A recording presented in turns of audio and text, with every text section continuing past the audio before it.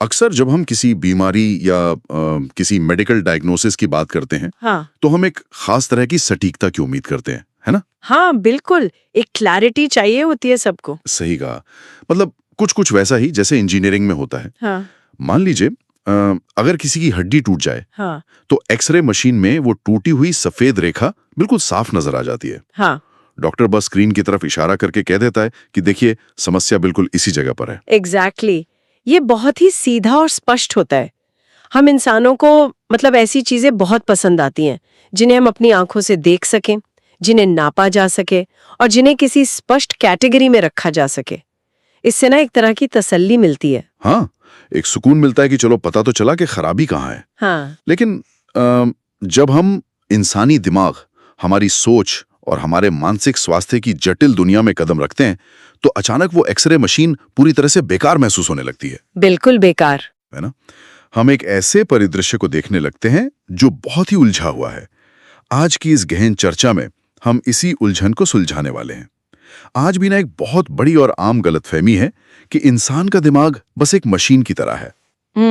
एक hardwired machine. हाँ, एक ऐसी हार्डवायर्ड मशीन जिसकी वायरिंग को एक बार सेट कर दिया गया तो उसे कभी बदला नहीं जा सकता। और मजे की बात यह है कि दशकों तक विज्ञान भी बिल्कुल यही मानता था। लेकिन आज हम जिस विषय की गहराई में जा रहे हैं वो इस पूरी पुरानी धारणा को जड़ से उखाड़ फेंकने वाला है। एकदम सही। आज हम डॉक्टर कैरोलिन लीफ की किताब स्विच ऑन योर ब्रेन के कुछ बेहद दिलचस्प हिस्सों को खंगाल रहे हैं। इस पूरी चर्चा का मकसद ये समझना है कि कैसे आधुनिक विज्ञान और आध्यात्मिकता, खासकर बाइबल के कुछ मूल सिद्धांत, आपस में मिलकर एक बहुत ही शक्तिशाली सच्चाई की ओर इशारा करते हैं। हाँ, और वो सच्चाई बहुत गहरी है। नकुल, वो सच्चाई ये है कि इंसान अपने विचारों को नियंत्रित करके अपने मानसिक और यहाँ तक कि अपने शारीरिक स्वास्थ्य को भी पूरी तरह से बदल सकता है। और स्पष्ट कर दूं कि यहाँ हम किसी धर्म विशेष का प्रचार नहीं कर रहे हैं, बल्कि सिर्फ ये देख रहे हैं कि किताब में विज्ञान और आस्था के इन दो पहलुओं को कैसे एक साथ पिरोया गया है। सही बात है। ये चर्चा श्रोताओं के सामने ये चौंकाने वाला सच लाएगी कि दिमाग हर पल बदल रहा है और इस बदलाव की चाबी खुद इंसान के विचारों के पास है। ये सच में एक बहुत ही रोमांचक विषय है। तो चलिए इसे समझने के लिए थोड़ा पीछे चलते हैं। हाँ, इतिहास में जाना जरूरी है इसके लिए। बिल्कुल। 60 और 70 के दशक या यहाँ तक कि 1980s के दशक तक के विज्ञान पर अगर हम नजर डालें तो उस समय के वैज्ञानिकों और डॉक्टरों का ये दृढ़ विश्वास था कि दिमाग में होने वाला कोई भी नुकसान अपरिवर्तनीय है, मतलब इर्रिवर्सिबल है। इर्रिवर्सिबल मतलब जो बदल नहीं सकता। हाँ, यानी अगर दिमाग के किसी हिस्से को चोट पहुंची या नुकसान हुआ तो बस खेल वहीं खत्म हो गया, रिकवरी का कोई चांस नहीं। अरे बाप रे, मतलब अगर कोई हिस्सा खराब हो गया तो बस उसे भूल जाओ। उस समय मेडिकल साइंस का पूरा फोकस केवल इस बात पर होता था कि जो दिमाग बच गया है उसके सहारे जिंदगी कैसे काटी जाए। बिल्कुल, इसे वे क्षतिपूर्ति या कंपेंसेशन कहते थे। कंपेंसेशन, हाँ, किसी भी चीज को वापस ठीक करने यानी रिस्टोरेशन की तो कोई उम्मीद ही नहीं थी उनके पास। सही कहा आपने। लेकिन फिर तंत्रिका विज्ञान यानी न्यूरोसाइंस में एक बहुत बड़ी क्रांति आई जिसे न्यूरोप्लास्टिसिटी कहा गया। न्यूरोप्लास्टिसिटी, ये तो आज के समय का काफी बड़ा बज़वर्ड है ना? इस खोज ने पूरी तस्वीर बदल कर रख दी। न्यूरोप्लास्टिसिटी ने ये साबित कर दिया कि दिमाग कोई पत्थर की लकीर नहीं है, बल्कि ये लचीला है। ये एक प्लास्टिक की तरह है जो लगातार खुद को ढाल सकता है। इंसान के सोचने का तरीका दिमाग के भौतिक आकार और उसके अंदरूनी बनावट को बदल सकता है। ये तो सच में माइंड ब्लोइंग है। और किताब में एक आंकड़ा दिया गया है जिसने मुझे सच में हैरान कर दिया है। ये बताया गया है कि 75 से 98% मानसिक, शारीरिक और व्यवहार संबंधी बीमारियां इंसान के विचारों से पैदा होती हैं। हाँ, उसकी थॉट लाइफ से। थॉट लाइफ मतलब 75 से 98%, ये बहुत बड़ा नंबर है। डीएनए और पर्यावरण का हिस्सा इसमें केवल 2 से 25% के बीच है। तो इस सब का आखिर मतलब क्या है? क्या हमारी बायोलॉजी सिर्फ एक बहाना है? इसका सीधा सा अर्थ ये है कि हम अपने जीन्स या अपनी बायोलॉजी के गुलाम नहीं हैं। हमारी सोच का हमारे शरीर की कार्यप्रणाली पर सीधा और बहुत ही गहरा असर होता है। अगर मैं इसे समझने के लिए एक उदाहरण दूं, तो लोग अक्सर सोचते हैं कि हमारा दिमाग एक कंप्यूटर प्रोग्राम है जो हमारे हर कदम को चला रहा है और हम बेबस हैं। हाँ, ये बहुत आम सोच है। लेकिन डॉक्टर लीफ का शोध कहता है कि दिमाग कंप्यूटर प्रोग्राम नहीं है, बल्कि हमारा मन यानी माइंड वो असली प्रोग्रामर है जो इस दिमाग की कोडिंग कर रहा है। यानी इंसान अपनी बायोलॉजी का शिकार नहीं है, हम खुद अपनी बायोलॉजी बना रहे हैं। एग्जैक्टली हम कीबोर्ड पर बैठे हैं और हम खुद कोड लिख रहे हैं। यहाँ जो बात सबसे आकर्षक है वो है मन और मस्तिष्क के बीच का ये अंतर। अक्सर लोग इन्हें एक ही मान लेते हैं, लेकिन मन का मस्तिष्क पर नियंत्रण है, ना कि मस्तिष्क का मन पर। ये एक बहुत बड़ा शिफ्ट है। बिल्कुल। किताब में से बाइबल के रोमियो 12:2 के सिद्धांत से जोड़ा गया है, जिसमें रिन्यूइंग ऑफ द माइंड यानी मन के नवीनीकरण की बात कही गई है। विज्ञान भी अब यही कह रहा है कि इंसान का मन उसके मस्तिष्क के भौतिक पदार्थ को दिशा देता है।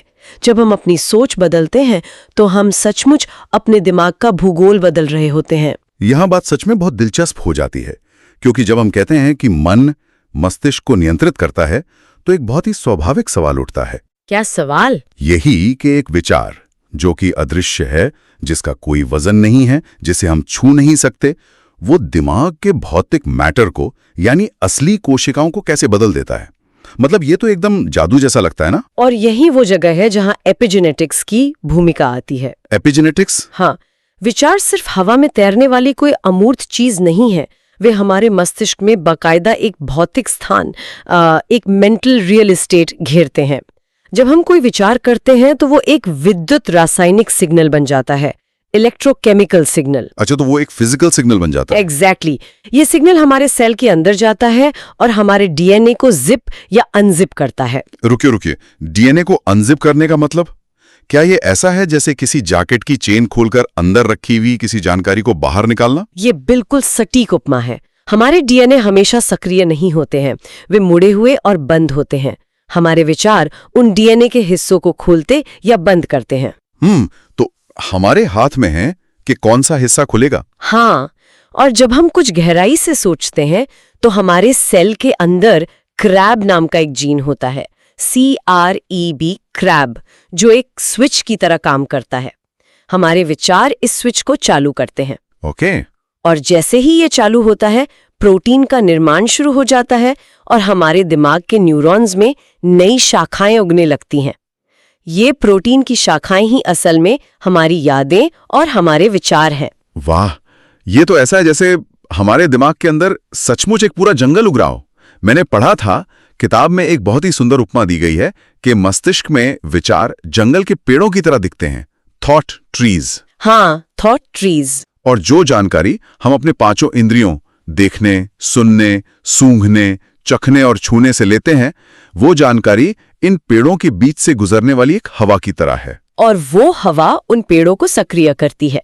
यही कारण है कि हम अपनी सोच के आधार पर अच्छे या बुरे विचार रूपी पेड़ बनाते हैं। तो अगर सोच बुरी है तो? अगर कोई सोच लगातार नकारात्मक है तो दिमाग में जहरीले पेड़ उगने लगते हैं, टॉक्सिक थॉट्स। ये जहरीले पेड़ ऐसे रसायन छोड़ते हैं जो पूरे शरीर में तनाव पैदा करते हैं। दूसरी ओर ये पूरी प्रक्रिया एक भौतिकी के सिद्धांत से भी जुड़ी है, जिसे क्वांटम जीनो इफेक्ट कहते हैं। क्वांटम जीनो इफेक्ट, क्वांटम भौतिकी और न्यूरोसाइंस, इनका आपस में क्या लेना देना है भला? बहुत गहरा लेना देना है। क्वांटम भौतिकी में एक नियम है कि जब आप किसी चीज पर लगातार ध्यान केंद्रित करते हैं तो वो चीज स्थिर होने लगती है। अच्छा, वो सॉलिड हो जाती है एक तरह से। हाँ, और तंत्रिका विज्ञान में इसका मतलब ये है कि हम जिस चीज पर बार बार अपना ध्यान लगाते हैं, हमारा दिमाग उसी के अनुसार अपनी भौतिक संरचना को ढालने लगता है। ध्यान देना ही वो गोंद है जो न्यूरोप्लास्टिसिटी को दिशा देता है। मतलब जिस पे फोकस करेंगे वही ग्रो करेगा। बिल्कुल, जिस पर ध्यान देंगे वही दिमाग में मजबूत होगा। और ये कोई छोटी मोटी ऊर्जा नहीं है।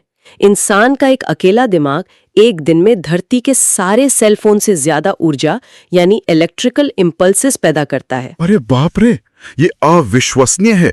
धरती के सारे सेल फोन से ज्यादा ऊर्जा? हाँ, जरा सोचिए इस बारे में। इसका मतलब है कि हम इतनी विशाल ऊर्जा से अपने दिमाग के इस जंगल को या तो सींच रहे हैं या खुद ही उसमें जहर डाल रहे हैं।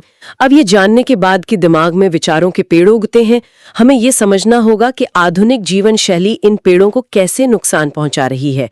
किताब में एक बहुत ही सटीक शब्द इस्तेमाल हुआ है, मिल्कशेक मल्टीटास्किंग। मिल्कशेक मल्टीटास्किंग आज के दौर का एक बहुत बड़ा और खतरनाक झूठ है। खतरनाक झूठ? वो कैसे? हमें अक्सर लगता है कि हम एक साथ कई काम कर सकते हैं, ईमेल पढ़ रहे हैं, फोन पर बात कर रहे हैं और साथ में कुछ खा भी रहे हैं। हाँ, लोग तो इसे अपनी बहुत बड़ी खूबी मानते हैं, रिज्यूमे में लिखते हैं लोग, तक छूते हैं। और इससे होता यह है कि दिमाग में बहुत उथले और कमजोर न्यूरल कनेक्शंस बनते हैं, है ना।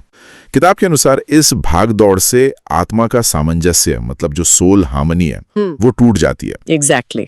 सब कुछ एक अराजक मिल्कशेक की तरह मिल जाता है और दिमाग अपना सुकून खो देता है। ठीक कहा।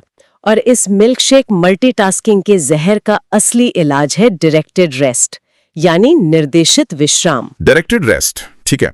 आइए इसे थोड़ा खोल के समझते हैं, क्योंकि अक्सर लोगों को लगता है कि आराम करने का मतलब है बस टीवी के सामने निढाल होकर लेट जाना, है ना, या दिमाग को पूरी तरह से स्विच ऑफ कर देना। लेकिन किताब जो कह रही है वो इससे बिल्कुल अलग है। ये आराम निष्क्रिय नहीं है, पैसिव नहीं है ना। नहीं, बिल्कुल नहीं। अगर हम इसे बड़ी तस्वीर से जोड़कर देखें तो हम असली आराम करने के लिए अपने दिमाग को स्विच ऑफ नहीं करते, बल्कि हम बाहरी दुनिया के शोर शराबे से कटकर अपनी आंतरिक दुनिया को स्विच ऑन करते हैं। आंतरिक दुनिया को स्विच ऑन करना, ये बहुत सुंदर विचार है। जब हम आत्मनिरीक्षण करते हैं, गहराई से सोचते हैं या शांति से बैठते हैं, तो हमारे दिमाग का एक खास हिस्सा सक्रिय हो जाता है, जिसे डिफॉल्ट मोड नेटवर्क या DMN कहते हैं। DMN? ओके। ये DMN असल में दिमाग के एक ऑर्केस्ट्रा कंडक्टर की तरह काम करता है। अच्छा, वो जो छड़ी लेके सबको इंस्ट्रक्ट करता है। हाँ, बिल्कुल वही। ये हमारे दिमाग के अलग अलग हिस्सों में बिखरी हुई जानकारी को एक साथ लाता है, उनमें तालमेल बिठाता है। बिना इस डायरेक्टेड रेस्ट के हमारी याददाश्त खराब होने लगती है, सोच में धुंधलापन आ जाता है और एंजाइटी यानी घबराहट बहुत तेजी से बढ़ती है। और किताब ये भी स्पष्ट करती है कि इस DMN का संतुलन एक दूसरे नेटवर्क द्वारा किया जाता है, जिसे टास्क पॉजिटिव नेटवर्क या TPN कहते हैं। हाँ, TPN। ये TPN हमें बाहरी दुनिया में निर्णय लेने और वास्तविक कार्य करने में मदद करता है। मतलब स्वस्थ दिमाग का फॉर्मूला यह है कि पहले शांति से आत्मनिरीक्षण करें, DMN को अपना काम करने दें और फिर उस स्पष्टता के साथ TPN का इस्तेमाल करके सही दिशा में कदम उठाएं। एग्जैक्टली। जब ये संतुलन बिगड़ता है और हम केवल मल्टीटास्किंग में लगे रहते हैं, तब बीमारियां जन्म लेती हैं। बिल्कुल सटीक विश्लेषण है।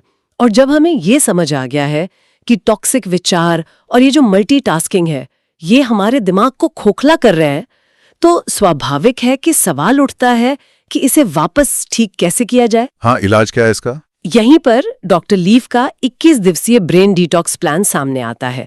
ये एक बहुत ही व्यावहारिक प्रैक्टिकल तरीका है। हाँ, फिर जब मैंने इसे पढ़ा तो मेरे मन में तुरंत एक सवाल आया कि 21 दिन ही क्यों? मतलब ये कोई जादुई संख्या है क्या? 20 दिन क्यों नहीं या 10 दिन क्यों नहीं? अक्सर सेल्फ हेल्प किताबों में 21 दिन की बात होती है कि 21 दिन में आदत बदल जाती है, पर यहाँ इसके पीछे का विज्ञान क्या है? ये कोई मनगढ़ंत संख्या नहीं है। इसके पीछे स्मृति के निर्माण की, मतलब मेमोरी बनने की एक पूरी भौतिक और जैविक प्रक्रिया है, जिसे पूरा होने में असल में इतना ही समय लगता है। अच्छा, तो इसका बायोलॉजिकल आधार है? बिल्कुल। जब कोई नई सोच विकसित करना शुरू की जाती है तो पहले 7 दिनों में न्यूरॉन्स के बीच जो प्रोटीन का कनेक्शन बनता है वो माइक्रोस्कोप के नीचे एक छोटे से बम्प या उभार जैसा दिखता है। बम्प? हाँ, एक छोटा सा उभार। ये बहुत ही कच्चा और नाजुक होता है। अच्छा, तो 14 दिन पर इस बम्प का क्या होता है? 14 दिनों तक लगातार उस नई सोच पर ध्यान केंद्रित करने से वो बम्प एक लॉलीपॉप का आकार ले लेता है। लॉलीपॉप? सच में? हाँ, वो थोड़ा मजबूत हो जाता है, लेकिन अभी भी टूट सकता है। और फिर 21वें दिन वो कनेक्शन पूरी तरह से परिपक्व होकर एक मशरूम का आकार ले लेता है। अरे वाह, बम्प से लॉलीपॉप और फिर मशरूम। एग्जैक्टली। विज्ञान के अनुसार ये वो अवस्था है जहां वो प्रोटीन का कनेक्शन खुद को बनाए रखने में सक्षम हो जाता है, यानी वो विचार अब दिमाग में एक स्थायी और ऑटोमेटेड आदत बन गया है। ये तो सच में दिमाग की सर्जरी करने जैसा है, वो भी बिना किसी चीर फाड़ के। और इसके लिए दिन में केवल 7 से 10 मिनट का समय देना होता है। तो चलिए इस 21 दिन के प्लान के 5 मुख्य चरणों पर गहराई से बात करते हैं। पहला चरण है गैदर, यानी एकत्र करना। हाँ, पहले चरण में ये सीखना होता है कि अपने ही दिमाग में चल रहे विचारों के प्रति जागरूक कैसे बने। अवेयर होना बहुत जरूरी है। मतलब अपने ही विचारों को दूर से देखना।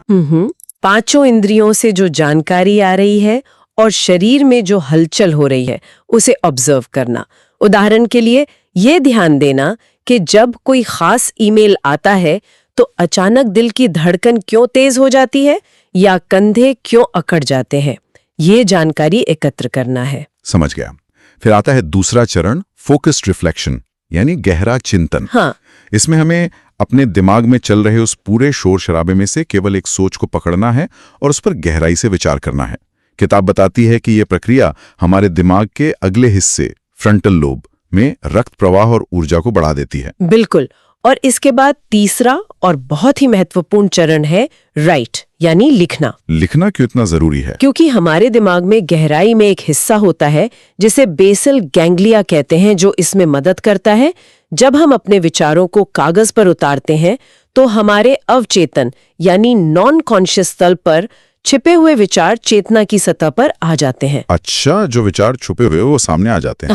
हाँ, ये ऐसा है जैसे आपने दिमाग के सारे बिखरे हुए पजल के टुकड़ों को मेज पर डाल दिया हो ताकि आप देख सके कि असल में क्या चल रहा है। ये बहुत राहत देने वाला हो सकता है। और फिर चौथा चरण है रिविजिट, यानी पुनर्विचार करना। आपने जो भी लिखा है उसे दोबारा देखना, ये तय करना कि इसमें से क्या काम कर रहा है और किस जहरीले विचार को जड़ से उखाड़ना है। ये अपनी सोच को फिर से डिजाइन करने का समय है। लेकिन मैं यहाँ थोड़ा पुशबैक देना चाहूंगा। अच्छा, बताइए। क्या सिर्फ जागरूक होना, सोचना और विचारों को एक डायरी में लिखकर उनका विश्लेषण कर लेना काफी नहीं है? हमने समस्या को समझ तो लिया, फिर इस 5वें चरण, जिसे किताब में एक्टिव रीच यानी सक्रिय प्रयास कहा गया है, उसकी क्या जरूरत है? इससे एक बहुत ही महत्वपूर्ण सवाल उठता है और इसका जवाब हमने उस संतुलन में मिलता है जिसकी बात हमने पहले की थी, सोच और कर्म का संतुलन, थॉट और एक्शन। किताब यहाँ प्रेस्य विज्ञान और आस्था का एक खूबसूरत मेल दिखाती है। बाइबल का एक सिद्धांत है, बिना कर्म के विश्वास मृत है। Faith without works is dead. Exactly. सिर्फ सोच लेना या लिख लेना काफी नहीं है। एक्टिव रीच ही वो असल गूंद है जो इस पूरी प्रक्रिया को जोड़कर रखता है। अगर कर्म नहीं होगा तो वो नया बम्प या लॉलीपॉप मशरूम बनने से पहले ही टूट जाएगा। तो ये एक्टिव रीच असल जिंदगी में दिखता कैसा है? ये कोई बहुत छोटी लेकिन लगातार की जाने वाली सकारात्मक क्रिया हो सकती है। मान लीजिए आपका जहरीला विचार ये था कि मैं किसी काम का नहीं हूं और आपने उसे बदल कर लिखा कि मैं सीख रहा हूं। ओके। तो आपका एक्टिव रीच ये होगा कि दिन भर में जब भी आपको निराशा महसूस हो तो आप कम से कम 7 बार खुद को रोके और जोर से बोले, मैं सीख रहा हूं और मैं बेहतर हो सकता हूं। 7 बार? हाँ, कम से कम। ये सक्रिय प्रयास उन जहरीली सोच की पुरानी शाखाओं को भौतिक रूप से तोड़ता है और नए स्वस्थ विचारों के मशरूम को मजबूत करता है। ये एक बहुत ही शक्तिशाली अवधारणा है कि हमारे छोटे छोटे प्रयास हमारे दिमाग के भौतिक रूप को आकार दे रहे हैं। तो अगर हम इस पूरी विस्तृत चर्चा के मुख्य निष्कर्ष पर आएं, तो सबसे बड़ी सीख क्या है? किताब बार बार इस बात पर जोर देती है कि इंसान स्वभाव से प्यार और सकारात्मकता के लिए डिजाइन किए गए हैं। हमारी वायरिंग वायर्ड फॉर लव है। बिल्कुल। डर कोई प्राकृतिक चीज नहीं है, डर एक सीखी हुई प्रतिक्रिया है। एकदम सही। डर हमने बाहरी दुनिया से सीखा है और न्यूरोप्लास्टिसिटी का सबसे बड़ा वरदान यही है कि जो चीज सीखी जा सकती है उसे अनलर्न भी किया जा सकता है, उसे भुलाया जा सकता है। हाँ, इसके अलावा एक बहुत ही खूबसूरत और उम्मीद जगाने वाला वैज्ञानिक तथ्य ये है कि हर सुबह जब नींद खुलती है तो दिमाग में नए बेबी नर्व सेल्स जन्म लेते हैं। Baby nerve cells? हाँ, इस प्रक्रिया को न्यूरोजेनेसिस कहते हैं। इसका सीधा सा मतलब है कि हर दिन सुबह उठने पर भौतिक रूप से एक नया दिमाग मिलता है, बदलाव का एक नया मौका। कल की गलतियां या कल की बुरी सोच आज की कैद नहीं है। सही कहा, हर दिन दिमाग का एक नया भूगोल बनाने का अवसर मिलता है। इस डीप डाइव को खत्म करने से पहले एक ऐसा विचार छोड़ना बहुत जरूरी है जो किसी को भी गहराई से सोचने पर मजबूर कर देगा। हम्म हमने शुरुआत में कहा था कि हमारी सोच हमारे डीएनए को प्रभावित करती है, लेकिन किताब के अंत में एक और बहुत ही गहरी बात छुपी है जिस पर हमने अभी तक बात नहीं की। हाँ, वो एपिजेनेटिक्स वाला हिस्सा। बिल्कुल, वो ये है कि आज जो चुनाव किए जाते हैं, विचारों के कारण जो एपिजेनेटिक बदलाव शरीर में होते हैं, उनका प्रभाव केवल एक व्यक्ति तक सीमित नहीं रहता। ये सचमुच जिम्मेदारी का एक बहुत बड़ा स्तर है। जी हाँ, विज्ञान बताता है कि विचारों से होने वाले ये जेनेटिक बदलाव आने वाली 4 पीढ़ियों तक असर डाल सकते हैं। 4 पीढ़ियों तक, ये बहुत बड़ी बात है। जरा इस पर विचार कीजिए। इसका मतलब है कि आज जो भी स्वस्थ या जहरीला विचार रूपी पेड़ दिमाग के जंगल में उगाया जा रहा है, वो केवल आज की सेहत को तय नहीं कर रहा है।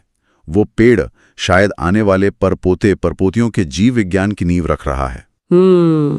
ये बात सोचने का नजरिया ही पूरी तरह बदल देती है। ये सिर्फ खुद को ठीक करने की बात नहीं है, ये अपने भविष्य और अपनी पीढ़ियों को सुरक्षित करने की बात है। बिल्कुल। तो अगली बार जब कोई नकारात्मक या जहरीला विचार दिमाग के जंगल में एक तेज हवा बनकर आए, तो उस शुरुआत वाले एक्सरे मशीन के उदाहरण को जरूर याद करना चाहिए। हाँ, कि अंदर क्या चल रहा है ना? बाहर से भले ही कुछ ना दिखे, कोई सफेद टूटी हुई रेखा नजर ना आए, लेकिन अंदर ही अंदर वो विचार एक पूरे भविष्य का निर्माण कर रहा होता है। विचारों पर नियंत्रण रखना बहुत जरूरी है, क्योंकि कीबोर्ड पर हाथ इंसान के खुद के ही हैं और ये शक्ति हमारे ही हाथों में है।